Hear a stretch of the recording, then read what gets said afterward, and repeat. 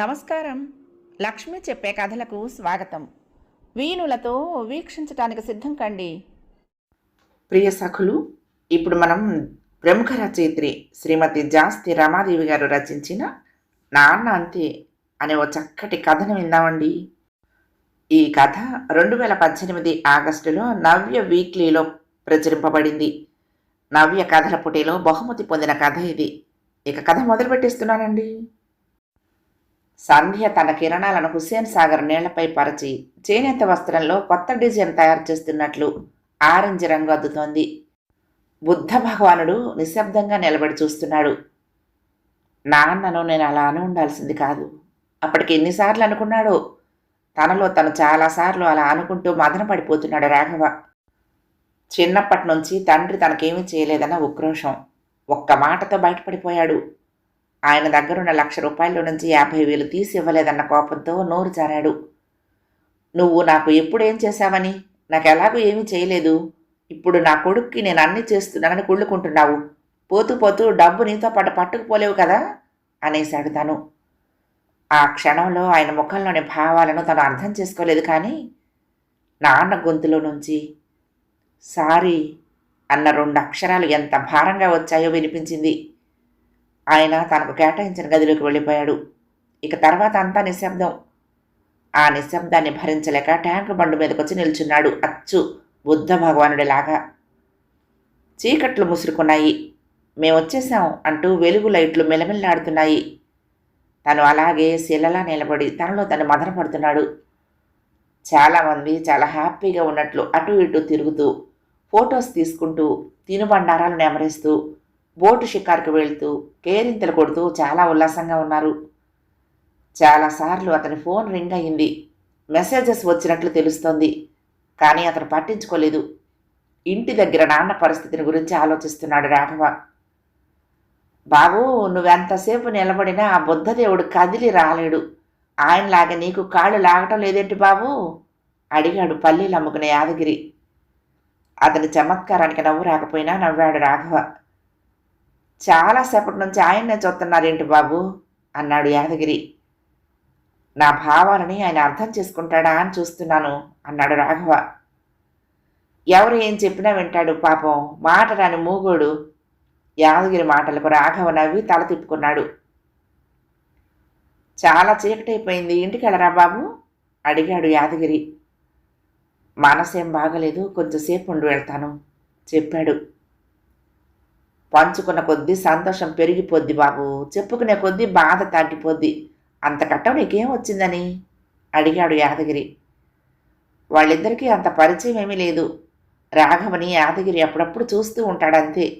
అలాగే పల్లీలు కొంటూ ఉంటాడు కాబట్టి రాఘవికి కూడా తెలుసు. నీ పేరు యాదగిరి, కానీ నా పేరు చూడు, రఘుపతి రాఘవ రాజారాం. 3 పేర్లు లేదు.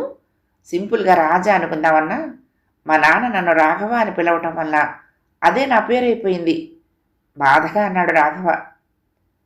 మీ పేరుకేంటి బాబు, చాలా బాగుంది. ఇప్పుడేంటో 2 అక్షరాల పేర్లు, అర్థం కాని పేర్లు, అర్థం లేని పేర్లు, చెప్పుకుంటానికి కూడా నోరు తిరగని పేర్లు బాబు తన మూట సర్దుతూ అన్నాడు యాదగిరి. రాయిలా నిలబడ్డాడు రాఘవ.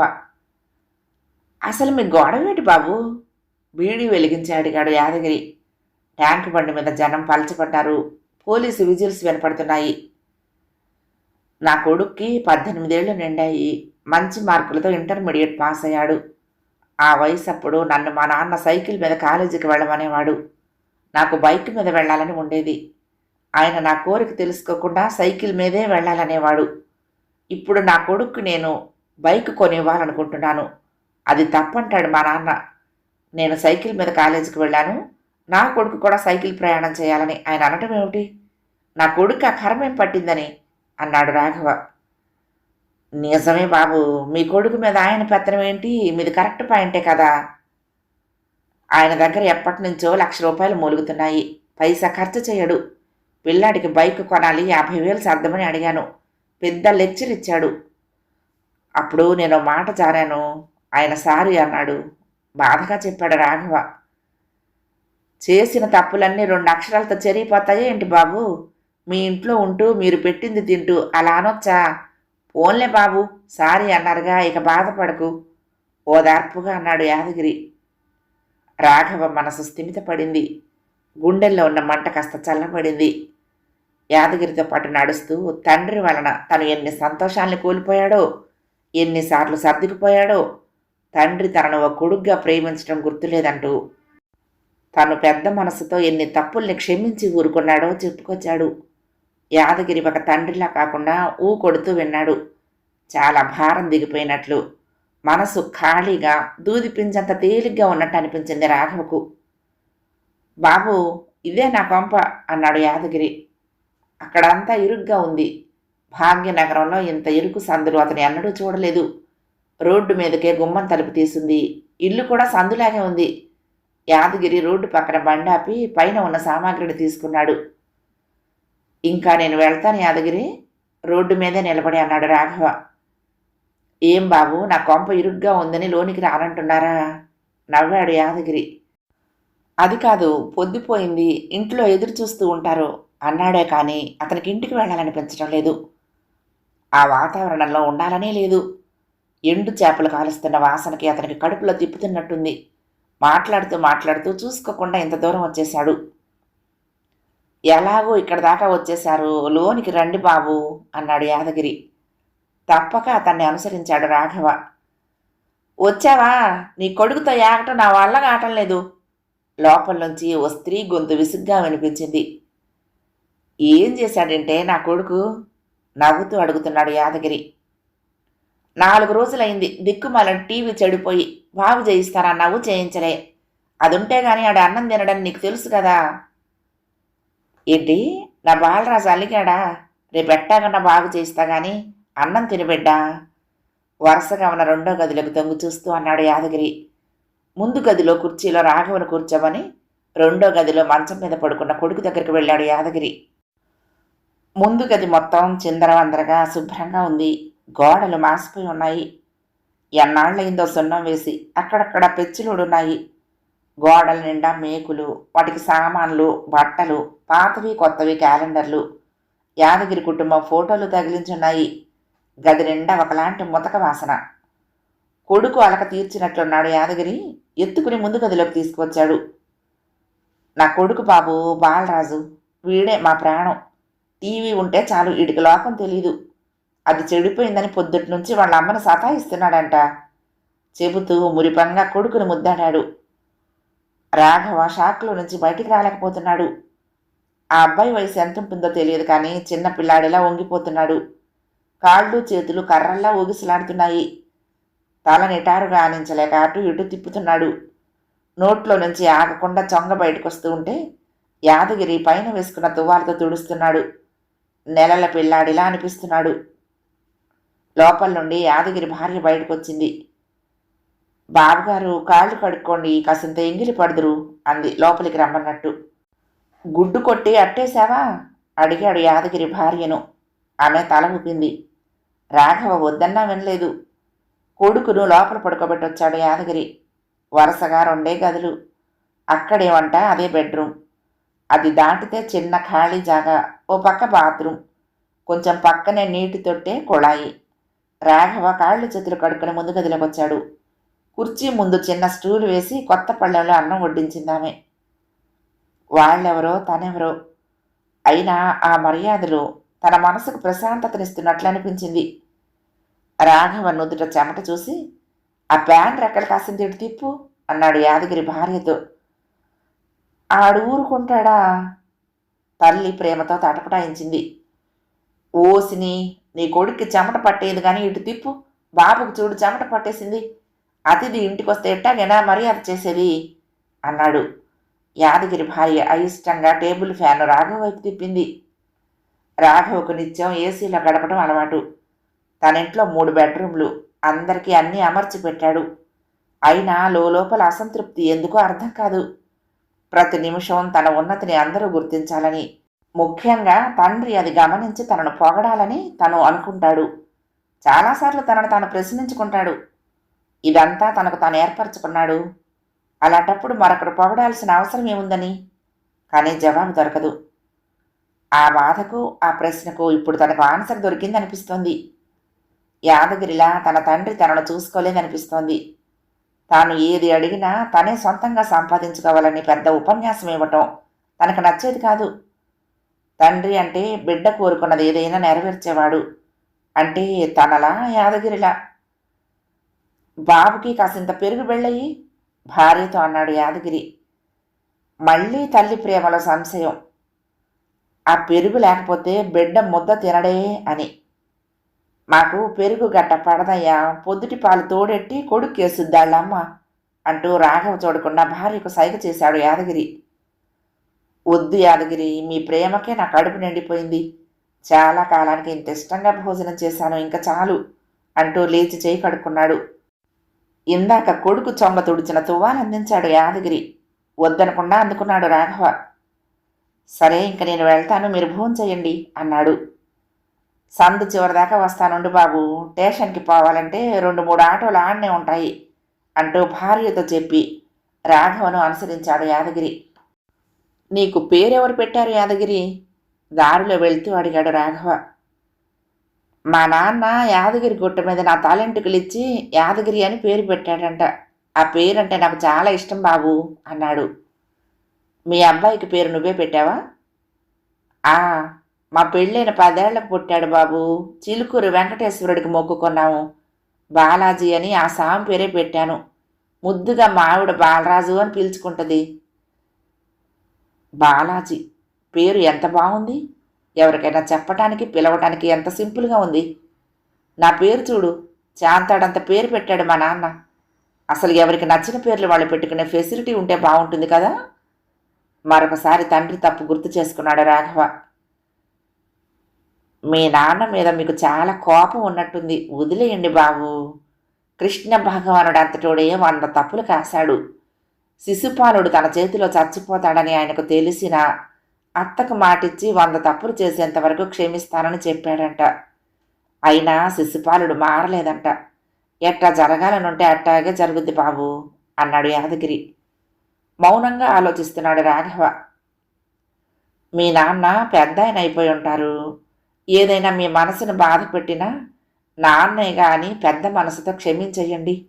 మనసు ప్రశాంతంగా ఉంటుంది. పెద్దోళ్ళని వదిలించుకుంటున్న రోజులు ఇవి. అయినా ఆయన గారిని మీరింట్లో ఉండనిస్తున్నారు. మీది చాలా పెద్ద మనసు బాబు అన్నాడు. యాదగిరి అలా అనగానే రాఘవ ఎద పొంగింది. నీ కొడుకు వయసు ఎంత యాదగిరి అడిగాడు. ఆడిని మోస్తూ ఉంటే అవన్నీ మర్చిపోయాం బాబు అన్నాడు. నీకు నీ భార్యకు నీ కొడుకు భారం అనిపించలేదా? చెట్టు బాబు, పూసిన పూతంతా ఉండిపోతే బావుణ్ణు, అన్ని కాయల్ని మోసేదాన్ని కదా అనుకుంటుందంట. అట్లాగే కన్నోళ్ళకి పిల్లలు భారం ఎందుకు అవుతారు బాబు? నిజంగా తండ్రి అంటే నువ్వే యాదగిరి. మీరు కూడా గొప్ప తండ్రే బాబు నవ్వుతూ అన్నాడు యాదగిరి. ముందు బాలాజీ కోసం టీవీ బాగు చేయించు అంటూ జేబులో నుంచి 2000 రూపాయల నోటు తీసి ఇవ్వబోతూ ఉంటే వారించాడు యాదగిరి. నా దగ్గర డబ్బులున్నాయి బాబు. వారంలో వాడి పుట్టినరోజుంది. కొత్త బట్టలు కొనాలని దాచుంచాను. వాటితో టీవీ బాగు చేయించుతాను. పుట్టినరోజని మేము చెప్తేనే కదా ఆడికి తెలుస్తుంది. ఆడి ఆనందం టీవీలో ఉంది. అదే ఆడి పుట్టినరోజు కానుకంటే కాదంటాడా బాబు? ఆటో ఆగుంది, బేగ వెళ్ళండి బాబు, ఇంటి దగ్గర కంగారు పడుతూ ఉంటారు అన్నాడు యాదగిరి. 2000 నోటు పర్సులో పెట్టుకుని ఆటో ఎక్కాడు రాఘవ. ఇంటికొచ్చేసరికి 12 దాటింది. డోర్ బెల్ ఎన్నిసార్లు ప్రెస్ చేసినా తలుపు తీయటం లేదు. పక్క ఫ్లాట్ డోర్ బెల్ కొట్టాడు. 5 నిమిషాల తర్వాత వాళ్ళు విసుగ్గా తలుపు తీసి అతని వైపు ఆశ్చర్యంగా చూశారు. మా వాళ్ళు తలుపు తీయటం లేదు సంశయిస్తూ అన్నాడు రాఘవ. అయ్యో, మీకు తెలీదా? మీ అబ్బాయికి యాక్సిడెంట్ అయింది. అందరూ హాస్పిటల్కి పరిగెత్తారు. మీరు ఇంకా వెళ్ళలేదా? ఏం తండ్రండి బాబు మీరు? వాళ్ళ మాటలు రాఘవకు సరిగ్గా వినిపించడం లేదు. తన బాబు ఆకాష్కు యాక్సిడెంట్ అయిందా? ఇప్పుడు ఎలా ఉన్నాడో? సత్తువు లేక ఆసరాగా గోడని పట్టుకున్నాడు. రండి, హాస్పిటల్ దగ్గర డ్రాప్ చేస్తాను అంటూ పక్క ఫ్లాట్ సురేంద్ర బైక్ కీస్ తీసుకుని బయటకు వచ్చాడు. రాఘవ మనసులో లేదు. యాంత్రికంగా అతన్ని అనుసరించాడు. హాస్పిటల్ కారిడార్లో భార్య లలిత, కూతురు ఆమని కుర్చీల్లో దిగులుగా కూర్చుని కనిపించారు. చివరి కుర్చీలో తండ్రి వీరభద్రం కూర్చున్నాడు. ఏమైంది? రాఘవ గొంతు వణికింది. ఏంటండి, మీరెన్నిసార్లు ఫోన్ చేసినా తీయరు? మెసేజెస్ చేశాను, రిప్లై లేదు. అరే, ఇంతసేపు అయింది, ఈ గ్యాప్లో నా వాళ్ళు ఎలా ఉన్నారన్న కామన్ సెన్స్ ఉండదా మీకు? భయంతో చచ్చిపోయాం అందరం. లలిత ఉక్రోషంతో నిందించింది గట్టిగా. తల ఉంచుకున్నాడు రాఘవ. నాన్న, వాడు ఫ్రెండ్ బైక్ తీసుకుని లాంగ్ డ్రైవ్కి పోటీకి వెళ్ళాడట. బండి స్కిడ్ అయింది. మెయిన్ రోడ్డు కదా, తలకు దెబ్బ తగిలింది, కాలు ఫ్రాక్చర్ అయింది, చాలా బ్లడ్ పోయింది. ఇంకా మన లక్ అంది కూతురు ఆమని. సమయానికి మీరు లేరు, చేతిలో డబ్బు లేదు, ఏటీఎం కార్డు కనపడలేదు, అంతా కంగారైపోయింది. సమయానికి మావయ్య గారి దగ్గర డబ్బులుండబట్టి సరిపోయింది, లేదంటే ఏడుస్తోంది భార్య. అవును నాన్న, తాతయ్య చాలా కంగారు పడిపోయారు. బ్లడ్ కావాలని, మందులు కావాలని. మమ్మీ ఏడుపు. మీరెక్కడికి వెళ్లారో తెలియదు. పాపం తాతయ్య అటు ఇటు పరిగెత్తి పరిగెత్తి అలసిపోయారు. తాతయ్యను చూపిస్తూ చెప్పింది ఆమని. అలసిపోయిన వీరభద్రం కుర్చీలోనే కూర్చుని కునికిపాట్లు పడుతున్నాడు. రాఘవ వెళ్ళి ఆయన చేతుల్లో ముఖం దాచుకుని ఏడవటం మొదలుపెట్టాడు. తుళ్ళిపడి చూశాడు వీరభద్రం. చెట్టంత కొడుకు పసివాడిలా ఏడుస్తున్నాడు. ఊరుకో రాఘవ, ఆకాష్కి ఏమీ కాలేదు. కొడుకును పైకి లేపి తన పక్కన కూర్చోబెట్టుకున్నాడు. నిన్ను అర్థం చేసుకోలేకపోయాను నాన్న. రాఘవ మనసు బావురుమంది. తన కండువాతో కొడుకు కళ్ళు తుడుస్తూ ధైర్యం చెప్తున్నాడు వీరభద్రం. నువ్వెంతో తెలివైన వాడివి రాఘవ. చిన్నప్పటి నుంచి నువ్వన్నీ అర్థం చేసుకునేవాడివి. మీ అమ్మ నిన్ను నాకు అప్పగించి వెళ్ళిపోయింది. నిన్ను ఎలా పెంచాలో అర్థం కాక చాలా భయం వేసేది. గారాబం చేసి నిన్ను ఎక్కడ చెడగొడతానో అనుకునేవాణ్ణి. ఓ స్కూల్ మాస్టర్గా ఎప్పుడూ కఠినంగానే ఉండేవాణ్ణి. నీ మార్గాన్ని నువ్వే ఎంచుకోవటం నీకు నేర్పించాలనుకున్నాను. ఆ క్రమంలో నువ్వు ఏం చెప్పినా వినలేదు.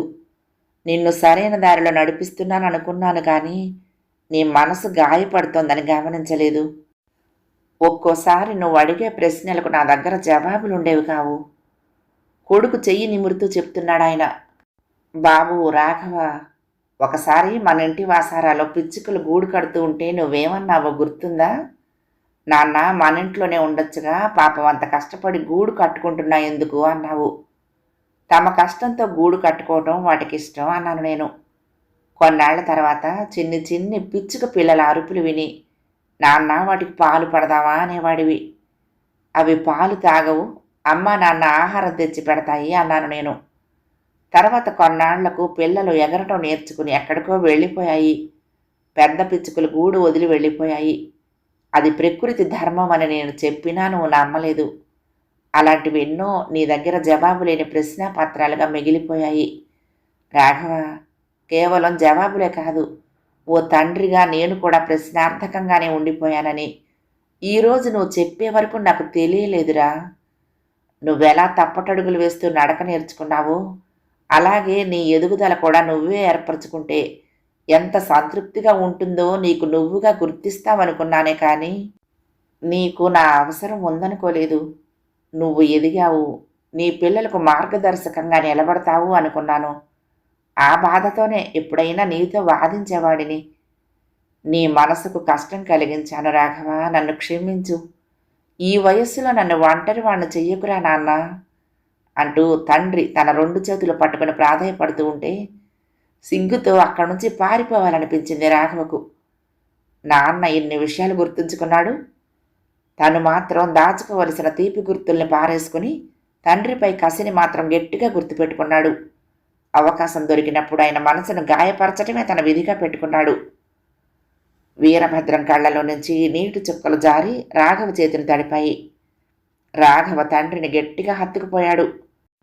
అమ్మ పాడాల్సిన జోలపాటను నాన్న నేర్చుకుని పాడాడని అందరూ చెప్తూ ఉండేవారు. నాన్న పాట వినకపోతే తను అసలు నిద్రపోయేవాడే కాదుట. గుర్తుకొచ్చింది రాఘవకు ఆ సంగతి. ఇంతలో సిస్టర్ వచ్చి రాఘవ తండ్రికి చెప్పింది, మీ మనవడికి స్పృహ వచ్చింది అని. తూర్పు తెల్లవారుతోంది. మొదటిసారి రాఘవకు ఉషోదయం అందంగా కనిపించింది. 4 రోజుల తర్వాత ట్యాంకు బండి మీద యాదగిరిని కలిశాడు రాఘవ. జరిగింది చెప్పాడు. తన తండ్రిని తను సరిగ్గా అర్థం చేసుకోలేకపోయినందుకు సిగ్గుపడుతున్నానన్నాడు. పోన్లేండి బాబు, మీరు పెద్ద ఆయన్ని అర్థం చేసుకున్నారు. మీ మనసు ఇప్పుడు ప్రశాంతంగా ఉంది కదా? నాన్నంటే అంతే బాబు. అమ్మ నవమాసాలు మోత్తదంట. కానీ నాన్న మాత్రం ఊపిరి ఉన్నంతకాలం తన భుజాల మీద ఆ బాధ్యత మోస్తూనే ఉంటాడంట. బిడ్డ నవ్వినా ఏడ్చినా వాళ్ళ కళ్ళల్లో నీళ్లే వస్తాయంట. బాధతో కొన్ని, ఆనందంతో కొన్ని. కానీ ఇప్పుడు చాలా తెలివైన కొడుకులున్నారు కదా బాబు. నాన్నల కన్నీళ్లకు చాలా అర్థాలు చెప్పేయగలరు.